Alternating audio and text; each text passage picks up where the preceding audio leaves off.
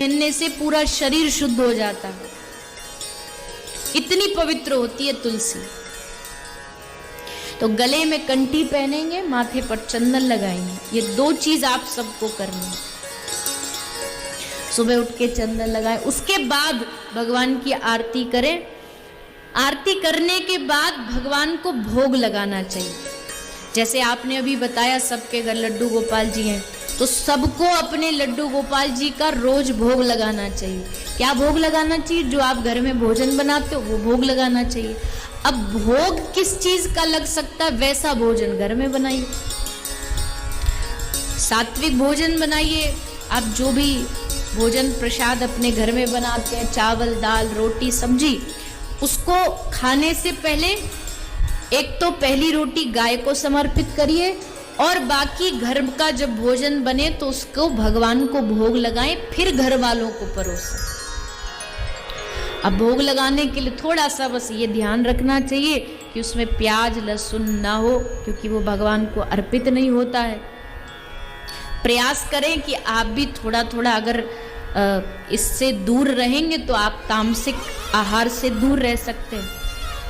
और भोजन जो भी उसमें तुलसी पत्र डाल के, तुलसी का पत्ता डाल के भगवान को भोग समर्पित करें। एक सबके घर के आंगन में तुलसी होनी चाहिए। भक्त के घर की पहचान ही यही है कि उसके आंगन में तुलसी रहती है।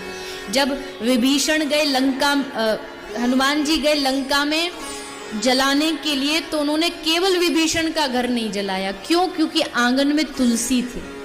तो समझ गए कि ये कोई भगवान का भक्त है, इसलिए उसका घर नहीं जलाया। तो आंगन में सबके तुलसी होनी चाहिए।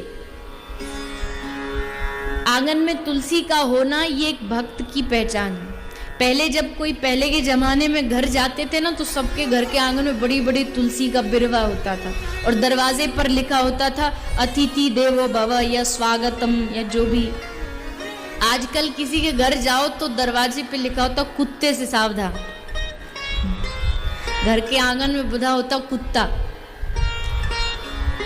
और उससे पहचान का अर्थ क्या होता है? मैं कोई ऐसा नहीं कि घर में आंगन में हमने गायों को तो निकाल दिया, गायों को तो अपने घरों से निकाल दिया, और कुत्तों को घर में पालते हैं। अब लोग कहेंगे नहीं, हम तो उनसे प्रेम करते हैं, हमको तो कहते हैं हर जीव में दया होनी चाहिए, सबके प्रति दया होनी चाहिए। जब सबके प्रति दया होनी चाहिए तो आपका जो खुद घर में रखते हो उससे तो इतना प्रेम करते हो, और बाहर कोई पशु ठंड में मर जाए उसकी तरफ ध्यान भी नहीं देते, तो ये कैसा पशु प्रेम हो सकता है? या तो आप सबसे ही प्रेम करेंगे या फिर आप किसी से नहीं करेंगे। ये प्रेम का विधान है। तो भक्त के घर की पहचान है कि उसके आंगन में तुलसी होगी और उसके घर में एक सुंदर सा मंदिर होगा। ये बातें मैं आपको इसलिए बता